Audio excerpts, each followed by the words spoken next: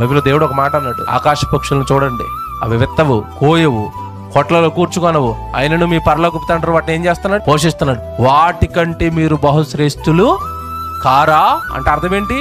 నేను మిమ్మల్ని పెంచి పోషించలేనా అన్నాడు. అది చదివినప్పుడు మనం ఎస్ ప్రభా నువ్వు పోషిస్తావు, కానీ నేను నమ్మను.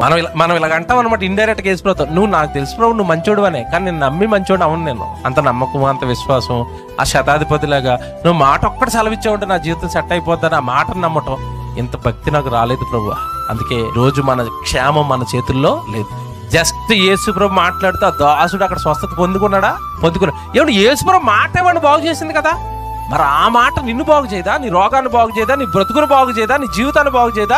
నీ కుటుంబాన్ని బాగు చేయదా? నీ కలహాలు, నీ గొడవలు, ఏవో లోకంలో క్షేమం లేకుండా బతుకుతున్నావు కదా, వాటన్నిటిని దేవుడు మాట బాగు చేస్తుందా? బాగు చేయదా? మీరు చెప్పండి. హిజ్కియా బైబిల్లో ఏ రోగం వచ్చింది? మరణకరమైన రోగం. బాగు చేసిందా దేవుడు మాట? నేను నీకు మళ్ళా 15 సంవత్సరాల ఆయుష్కాలం ఇస్తానని మళ్ళా బతుకన్నాడు. ఏముంది అక్కడ? మందులు లేవు, ఏమి లేవు. మాట అతను బాగు చేసింది. బాగు చేసిందా? మీరు ఏం ఆలోచిస్తున్నారు నాకు తెలియదండి. బైబిల్ చదువుకున్నప్పుడు నాకు భయం వేస్తుంది. ఆ శతాధిపతి నమ్మినట్టుగా బైబిల్లో ఉన్న ప్రతి మాట మనం నమ్ముతామా లేదా? దేవుడికి ఇష్టలుగా మారతామా లేదా? నా మాటలు మీకు క్షేమ సాధనలు. మాట నమ్మేవా? దేవుని పిల్లలారా, ఈరోజు మనిషి పాడైపోవడానికి గల కారణం అండి, దేవుడి మాటకి స్థానం లేదండి. వాక్యాన్ని పాటించడండి, వింటాడు కానీ పాటించడండి, బ్రతకడండి. అందుకే అందరి జీవితాలు కుప్పకూలిపోయినాయి ఈరోజు.